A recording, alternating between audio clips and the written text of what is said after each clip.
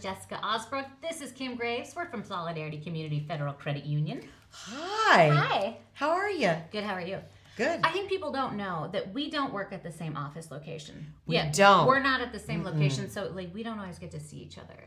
No, so when we say, hey, how have you been? Miss you, heart. It's because we truly don't see each other. We don't see each other all the time. We have a special guest with us today. You're Jason, special. From the Department of Correction Hire Program. Jason, you're going to have to pronounce your last name for us because we were having the conversation that there are a few different pronunciations of it. So I'll pronounce it as I like to, Hochstedler, and I'm sure there'll be a few Hochstedlers in the community that will tell you that I pronounced it wrong. But we're gonna go with Jason Hochstedler. So Jason Hochstedler. It's your day. You do what you yeah, want. I'm owning it. You know, I'm owning it. Any of the other Hochstedlers in the community will argue that at Christmas. Some will like it, some won't. It's all good. Yeah, we'll deal with it. But yeah, so. Welcome. Yeah, glad to have you here. He's here to talk about the HIRE program. What does HIRE stand for? Hoosier Initiative for Reentry. Okay, so we mentioned you were from the Department of Correction with the HIRE program. Mm-hmm. Talk to us about what the program is. What does it mean? I would say in its most foundational sense, it's an employment program, employment resource program. It goes way deeper than that, but it's, we've seen the statistics are there, right? Employment makes an impact on recidivism. Our end goal is to lower recidivism. So at its base, we want to get people employed and keep them employed. And recidivism, and correct me if I'm wrong here, people going back to jail after they've been out? Yeah. Okay. Recidivism as a term, yes. Technicality, it would be returning back within a certain time period, right? So when somebody's an inmate and they're getting ready to come out of jail, you help them try to find a job. I do, and HIRE tries to find, in terms of DOC individuals and clients, we try to find them a job before they're actually even released. Wow. And that's for this region and a few other regions in the state. I work with community corrections, so like work release, home detention. I work with a few of the county jails, so we're also doing that at the local county level as well in terms of Howard County Jail, Miami County Jail, some of those programs. So I'm a company and I've decided, hey, I need to hire some people. And I've put it out there and I'm not getting a lot of response. And I contact you. How do I contact you to say, hey, I'm interested in your program and I need to hire somebody? How do I do that? Yeah, that's a great question, Kim. So we have a referral process. And in terms of the DOC side, that referral process is going through, as an individual is going through their reentry, right? Because as they get closer, they start to go through pre-reentry stuff, the individual does. And so part of that reentry process inside the DOC is the HIRE element. So that's how it's, referred from there. In terms of the community, my involvement with, let's say, some of the problem-solving courts here in Howard County or the various probation departments or community corrections, a lot of that is just, remaining relevant, staying, having a strong relationship with the probation departments, with community corrections, with all those different entities. Even with the people you help. Oh, yeah, even with the people. There's a lot of different components or fingers to this program that you got to kind of keep wrangled in, right? But with probation and community corrections, you just, I'm constantly staying relevant to them. And so they know when they have a client that's struggling with employment, and employment being a lot of times being a requirement of probation or community corrections. So naturally the referral comes to me and I start working with them. When we talk about jobs for folks who might have been incarcerated, and I think it's a really common misconception that people don't hire people with felonies. That's not true at all. That's not true. The state of Indiana does. Yeah, and lots of local businesses do. Yeah, I mean, it's I actually love using that. That's one of my go-tos, my ace in the pocket, because when I'm dealing with a situation or even a difficult company that wants to try to say that this isn't taking place. I'm like, well, you realize that you're a registered business in a state that hires felons. I'll take that a step further and say not just the state of Indiana hires felons, but I know for a fact that the Department of Corrections hires felons. I mean, that makes sense, right? Yeah. People who have recovered and have changed their lives, nobody's going to have a bigger impact. Nobody's going to have a bigger impact on somebody who needs help than somebody who's been in their shoes before. Well, I mean, they need income. They need income to pay, to pay for food.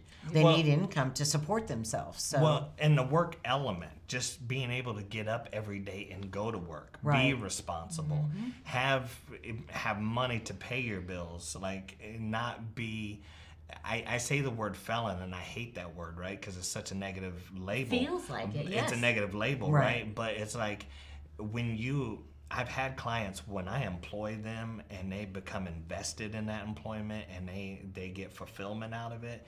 You see that label switch. You see them feel more and more like a community member, more and more like they're integrating into where they need to be in society. Right, and no matter what, if you're incarcerated or not, you're still a member of this community. Right. Yeah. You're here, and it's our responsibility to do what we can to make sure all boats rise in the tide.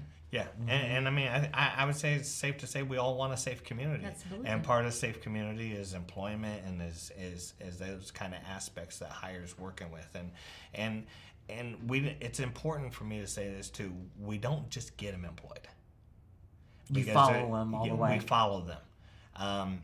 Getting somebody employed, there's a lot of programs out there that offer that aspect of it. They work with companies. They know that they're second chance friendly. I love that, second chance friendly. Yeah, that's great. Yeah, and they'll send people to them, right? Like, and it's almost like a pipeline. But with hire, that's not the purpose of hire. Yes, there is that pipeline aspect in terms of matching the client with the business and having that good matchmaker, but it's staying relevant with the client, staying relevant with the business, and we walk with the client for a year, right?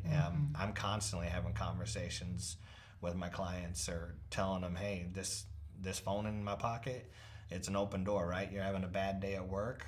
Let's not do what we used to do. Let's reach out and communicate and talk through this. Right. That's amazing. Yeah. So I mean, those little tiny attributes of my daily task, right? That's what keeps somebody. So we're way higher and I want to make this clear. Hire is way more than just placing the person at a business. I like that. And I want to say that to the businesses in this area. That you get way more than just me saying, oh, here's a person, hope they work out. Good luck. Good luck. See ya. No. Right. Yeah, it doesn't work No, that it way. does not work Yeah. like that, right? So I definitely want area businesses to know that. That's big. I didn't even know that this even existed. I didn't. I mean, I'm like I feel like I know everybody else. everything, right? You watch a TV show and somebody walks out of jail and they're on Friend their own. picks See them up. ya. You're Yeah. done. Friend picks them up. They're done. I didn't even know that this was even offered. And so, I mean, this probably needs to be really out there and marketed. And I mean, hey, It does. make it. I mean, if not, okay, so let's take the bad side of it. If you don't offer them different opportunities, what's going to happen? Yeah. They're going to get back into that bad situation. So Right. why not offer them a good opportunity? Why not have companies jump on board and give the second chance and try to make a difference in their life so that they do have these good options and be able to move forward? Yeah, and I love the fact that you say move forward because it's progress. Correct. And that's the thing with hire is when a client comes in, we are constantly talking to them about progress, about moving forward, right? Not every client that comes in to hire that I'm working with right now, right, starts out here making this amount of money, right? Like I place clients at McDonald's. I place clients at the Arby's or the Subways of this town, right? But I also place clients at Stellantis and at Star Plus Energy and at places like that too. So a part of that is our process, like in terms of the ABCs, right? Some people where they're at, I just get them that A job, that any job. Some people, then we move from that any job to a better job, eventually ending with a career job, right? And so that's walking with them and getting them to see not just what they're good at and what they want to do, but like helping them like actually achieve those steps. That's the hire program. Well, I know there's such That's a awesome. stigma. People are very uncomfortable talking about people in prison and people getting out of prison and hiring them and them being amongst everybody. Good people make mistakes all the time. Good people make mistakes. People who are in jail, they make mistakes too. They're good people. They're coming out and they're contributing to our community. So join us in this. It's great. Yeah, I have one client. I held a class. It was up in Miami County. It was months ago, and he came to the class, and he slept through about 70% of the class. I kept having to wake him up, and come to find out is because he had worked a midnight shift before, and then his probation officer required him to come to the class. But one thing led to another, and it's like he contacted me 3 days later after the class, like some of the things I had to say, wanted to know more, but on a private level, and didn't want to ask those questions in the class. And so we talked, and it's been almost 7 months that I've been working with this client now, and he actually will next week be starting the IBEW apprenticeship electrician program. That's right? awesome. Yeah. And he Yeah. started in that small any job, and then worked his way up, Yep. and is now and just got accepted into the apprenticeship program. We're right?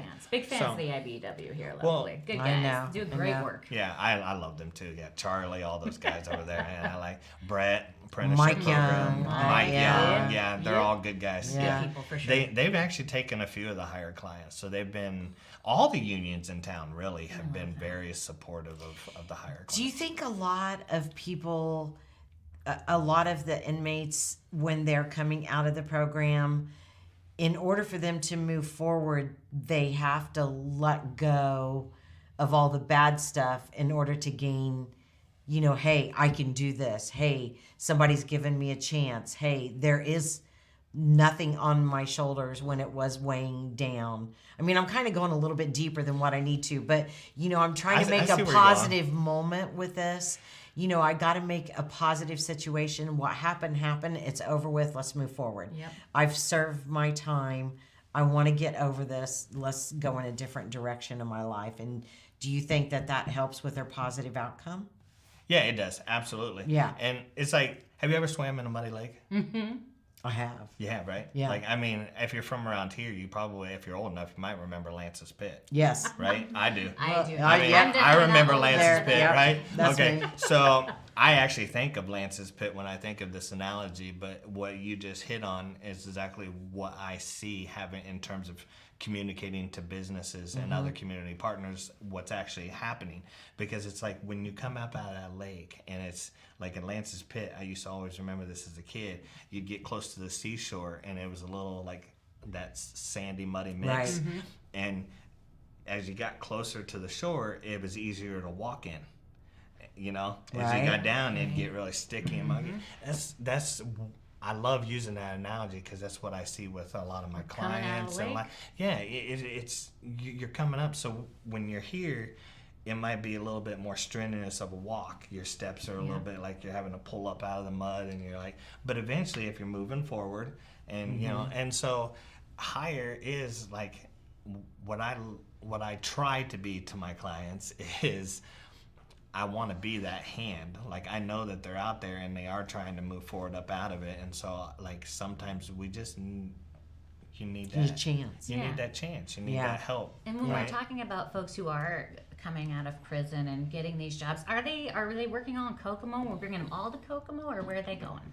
Yeah, so Region 4 actually is Clinton County, Carroll County, Cass County, Miami, Howard, and Tipton County, Grant County, and Wabash County. Ah, we're kind of the same, except you're just missing White County. Oh yeah, White County is just and I've had a few questions. I've kind of been like, why don't I have Tippecanoe County? Like I always feel I feel like they should give Grant County. Grant County, yeah. Yeah. Get out of here, And Grant County. hey, any Grant County people that hear this, that's not a knock on you. I just feel like we should give the Grant Let's get a County. map and draw the lines right now. Right, yeah. Yeah. Yeah, I Those just gerrymandering. but no, so those are all the counties. So any town, I mean, anywhere from, I work with Clinton County probation and employers in Frankfort. I mean, Donaldson's in Frankfurt. I can say them because they allow me to talk about them.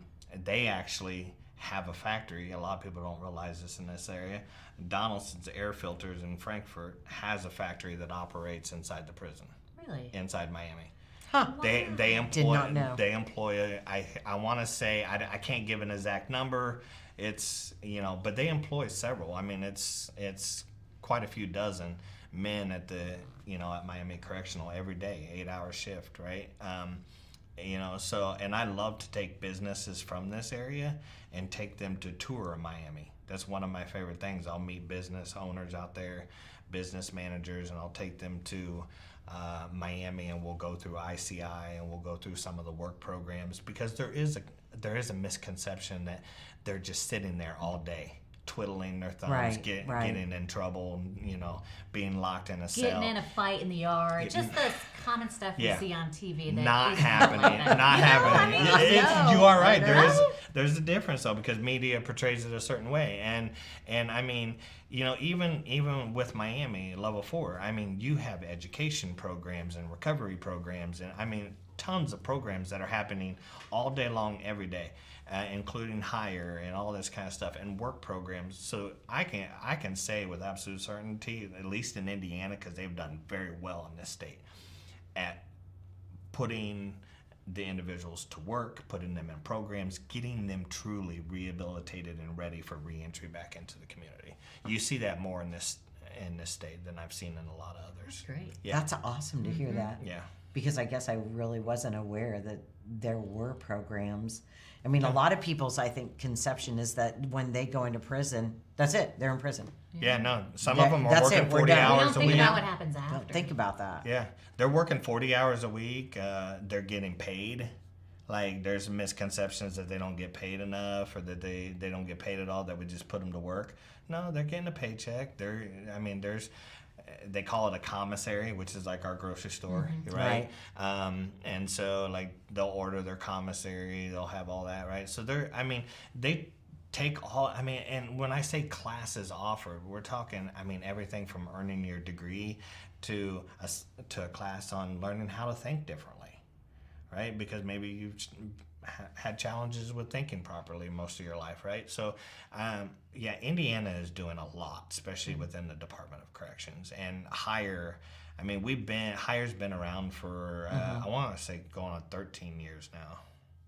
I'm going to say 13. Wow. Hopefully my director doesn't kill me for just misstating that. Like, 13 can round up or round down. I'll be all But it's right. been 13 years. But the reason why you guys haven't really heard of Hire very much in this region is because until I think 3 or 4 years ago, they redrew the map. Oh, okay. And so this region actually used to be included with South Bend and all that. So it used to go really far down. So this area kind of got, Feels like we have a better opportunity to help We do. folks get back into the world, especially when we have you. You're helping people. well, I try every day, and I got to give credit to the businesses. I'm just I'm just the facilitator. I'm the coordinator. I'm the one that's trying to put these pieces of the puzzle together, right? But that's all I am. Without those businesses, without my HR people, and I love my HR people, my supervisors, my managers, shout out to all of them, because the way they call me, the way we develop relationships, that open dialogue, that transparency that we have, those are the things that make this program work right. I go to work and I do what I need to do, right? That's all that's required of me, right? And I'm going to do that. How many people in the state of Indiana do what you do? There's a total of, so we have, there's 10 regions. Indianapolis has 4 regions within itself. So it's region 5, and you have 5A, B, C, and D. So in each one of those has a coordinator. So that's 4. Well, they could have done like 5, 6, 7, 8, 9, 10. Yeah. Well, and then Jessica. Sorry. I know, right? Sorry, DSC. Only from my sister. Right there. well, Had to lift the mood a little bit. trust me. Sorry. The great thing about working in government is sometimes you just Gotta roll with it, right? roll with it. Yeah, absolutely. You just roll with it. Yeah. Yeah. And I'll leave it right there. Going to jail. Yes. We're gonna get. I'm not going any further because I like my job. So I And we love like my ours. job, actually. Yeah, so I'll leave it at that. But it's interesting to see the way they continue to work on all that. Like I think of like 15, let's call it 14 years ago, 15 years ago. Did they have a lot of the programs that are in existence today for individuals that are in the court system 15 years ago? No, they did not. Nope. In terms of you saying, well, I think there's a misconception that people just think they just come out and they're just out and they're left. There was a day and age where that really was what happened. They were given $50 or $75 at the door There you go. and said, good luck, Yeah. right? And there weren't, outside of maybe some operating nonprofits in various communities that were designed to help in that way, there weren't actual like structured programs and classes and government funded stuff that, was actually there as a support network, as something to Right. help Gives guide you them, an right? opportunity to help. Yeah, and there's so much out there today now. I would say it's really safe to say, and I'll be careful with this, but with the programs offered today for an individual dealing with different things, whether that be addiction related or whatever, if you seize the opportunity to take advantage of everything offered today, then you will succeed. You'll succeed. We're taking better care of people. We are taking way better care of people in this community, and it's creating a safer community. Yep. How many people do you think you've helped? Since you Help, in like your in terms job, of employment, in employment, in the right of direction of moving forward. So, in terms of employment, I've gotten around 130 employed. That's awesome. And I would say, now that's just post-release employment. So there's people that are in the local communities and they're court involved in some way. Then in terms of pre-release, I'm somewhere around 40 or 50, I think, that that were incarcerated. I got them jobs, so they actually were employed the moment they walked out the door. I see a lot of that with work release, especially my involvement with Howard County work release and Miami County Community Corrections and stuff, is just being able to get those people employed and somewhat supported before. It's got to be a lot of work, and you got to have the heart for it, for helping people in order to do this job. There's not a dead day. It's actually what I like about my job. I really do. It's one of the things that motivates me every day. There's not a dead day. Every day, from the moment I get in my car and pull out of my driveway and I head to work, there will be some problem to tackle.